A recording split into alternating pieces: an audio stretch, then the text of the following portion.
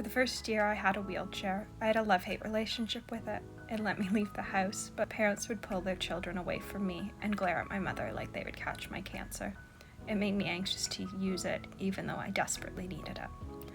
2 out of every 3 childhood cancer patients will end up with some form of long-term side effect from either the cancers or the treatment that saved us.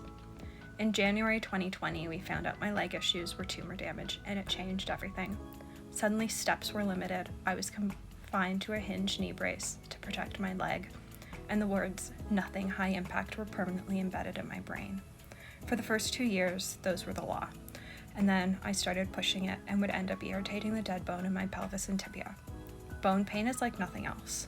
It feels like ants crawling inside your bone, and almost nothing relieves that. Crutches give me a level of independence that nothing else can, and allow me to take some of the weight off my leg.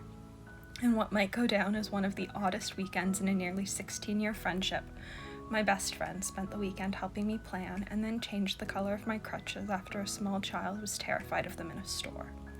I had already wanted to change the color. Hospital gray is something I've spent far too much time around, but that finalized the idea.